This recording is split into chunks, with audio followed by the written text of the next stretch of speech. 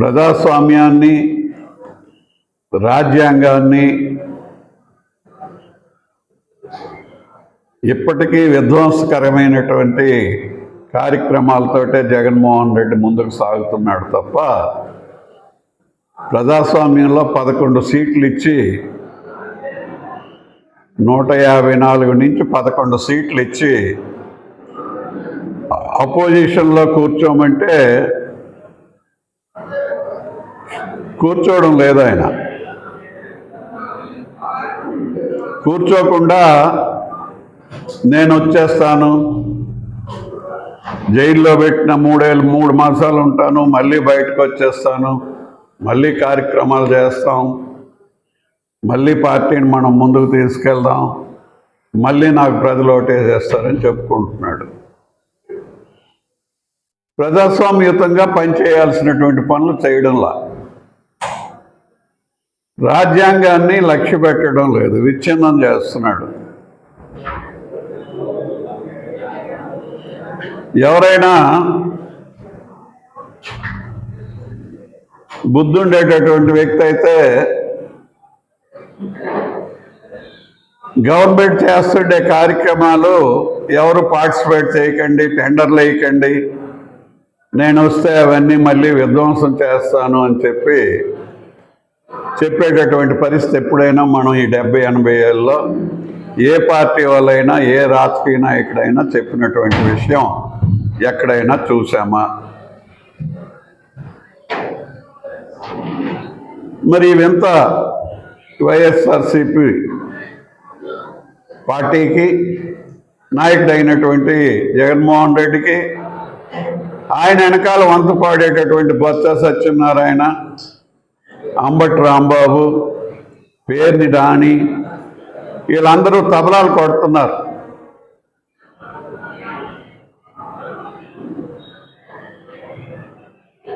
ఈ రఫా అంటే ప్రజల్లో ఎలా ఉంటుందండి అని చెప్పేవాడు ఇందులో లేరు. మరొక 4 రఫాలు కొడదామండి అని చెప్పేవాళ్ళే ఉన్నారు. వీళ్ళు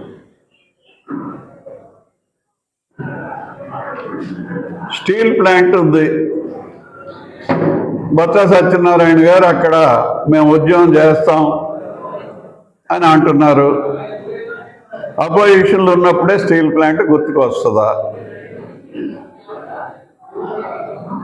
15 ఏళ్ళు మంత్రిగా ఉన్నారు. ఆయన ఎంపీగా ఉన్నారు. వాజ్పేయి డబ్బు ఇచ్చినప్పుడు చూశాడు ఆయన.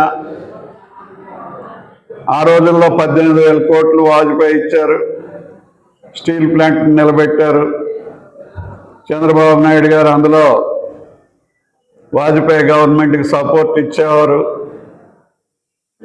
ఈయన మంత్రి అయిన తర్వాత 15 ఏళ్ళు అయింది.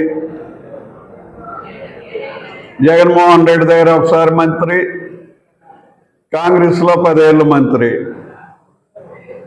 మరి ఆ స్టీల్ ప్లాంట్ని ఎప్పుడైనా జ్ఞాపకం వచ్చిందా? గత 5 ఏళ్ళు జగన్మోహన్ రెడ్డి ఎన్ని 100 సార్లు వెళ్ళాడు ఢిల్లీ. వీళ్ళందరూ ఆయనతో క్యాబినెట్లో ఏం మాట్లాడేవారు? ఎప్పుడైనా స్టీల్ ప్లాంట్ గురించి ప్రస్తావన వచ్చిందా? మోడీ గవర్నమెంట్కి కూడా అప్పుడు సపోర్ట్ చేశారు కదా వీళ్ళు, వైఎస్ఆర్సిపి వాళ్ళు. మరి అప్పుడు స్టీల్ ప్లాంట్ గురించి మాట్లాడాలి కదా, అతి ముఖ్యమైనటువంటిది. విధ్వంసం సృష్టించడం కోసం ఎంతమంది చచ్చిపోయారు స్టీల్ ప్లాంట్కి, ఆంధ్రుల హక్కు, ఇవన్నీ మాటలన్నీ ఇప్పుడు జ్ఞాపకం ఉన్నాయి. కానీ అప్పుడు మనం చదువుకున్నప్పుడే ఆ మాటలు ఉన్నాయి కదా, మంత్రిగా ఉన్నప్పుడు కూడా మాటలు ఆడాలి కదా.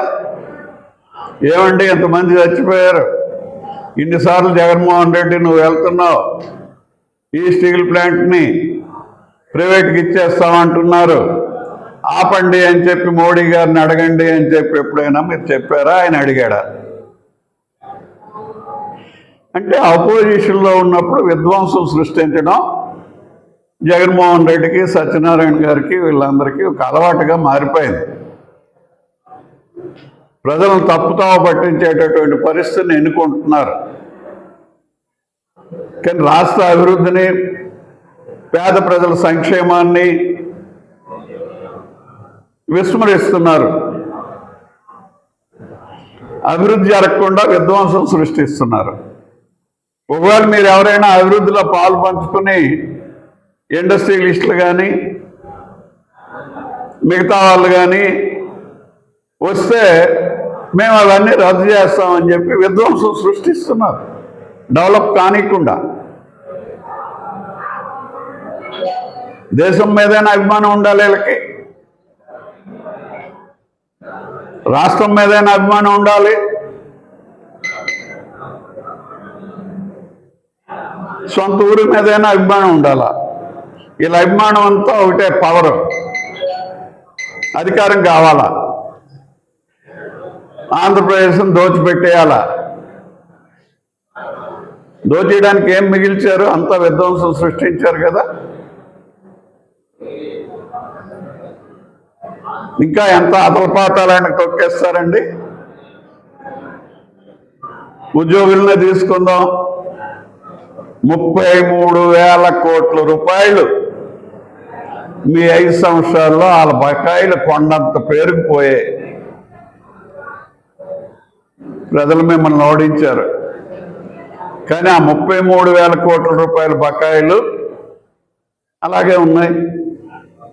ఇప్పుడు వచ్చిన ప్రభుత్వం మీద, ప్రజల మీద పడింది.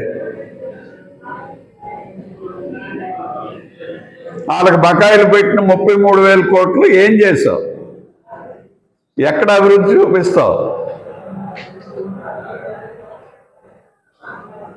అందుకోసం ఎప్పటికైనా విధ్వంసకర కార్యక్రమాలు జగన్మోహన్ రెడ్డి వాళ్ళ కంపెనీ బొత్స సత్యనారాయణ గారు మిగతా వగైరేలు ఎవరెవరైతే ఉన్నారో మీరందరూ కూడా మానుకోండి. ప్రజాస్వామ్య పరిరక్షణలో ప్రజలు మీ మీద తిరగబడకుండా ఉండాలి అని అంటే ప్రజాస్వామ్యయుక్తంగా మీలో పరివర్తన వచ్చి ప్రజాస్వామ్యం ప్రకారం, రాజ్యాంగం ప్రకారం నడుచుకుంటున్నామని ప్రజల ముందుకు రండి. అలా రావాలి అని అంటే, మీలో పరివర్తన వచ్చింది అని అంటే అసెంబ్లీకి రావాలా.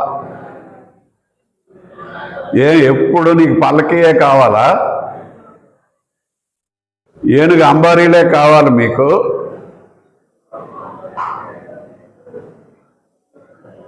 విష్ణాలయం ప్రసాదమే కావాలా మీకు?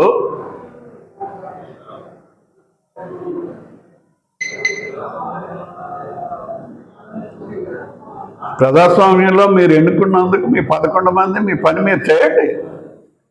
అపోజిషన్ పార్టీగా ప్రజాస్వామ్యయుతంగా పరివర్తన చెందండి. జగన్మోహన్ రెడ్డి 5 ఏళ్ళు ముఖ్యమంత్రి అయినా పరిపక్వత వచ్చిందనేది ఎక్కడ కనబట్టల్లా. ఆయన చుట్టూ ఉండే సత్యనారాయణ లాటలు కూడా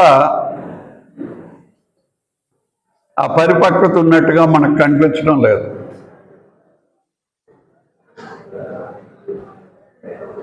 ఎందుకంటే రఫ్ అంటారు. మీరు ఎవరు టెండర్లు వేయొద్దండి, మీరు ఎవరు కాలేజీలు కట్టొద్దండి, కడితే వాటిని విధ్వంసం చేస్తామండి అంటారు. పీపీఏ అంటే ఏంటి? ఇప్పుడు నేషనల్ హైవే ఉంది, పీపీఏ మోడల్లో వచ్చి 20 ఏళ్ళ పైన అయిపోయింది, 25 ఏళ్ళు అయిపోయింది. ఏంటి అక్కడ ఉన్న తప్పు ఏంటి? మనందరం నేషనల్ హైవే మీద చేస్తున్నాం కదా, గోల్డెన్ రోడ్లు వస్తున్నాయి, కనెక్టివిటీ వస్తుంది. పీపీఏ మోడల్లో కట్టారు కాబట్టి ఆ రోడ్లన్నీ తవ్వేస్తానని జగన్మోహన్ రెడ్డి అంటాడు. బొత్స సత్యనారాయణలు అంటాడు, సపోర్ట్ చేస్తాడు, తవ్వేద్దాం పదండి, అందరూ గుణపాలు పట్టుకోండి, బార్లు పట్టుకోండి, ఎందుకంటే పీపీఏ మోడల్లో కట్టారు కాబట్టి మేము ఒప్పుకోము అనే పెద్ద మనుషులు రాజకీయాలు చేస్తున్నారు.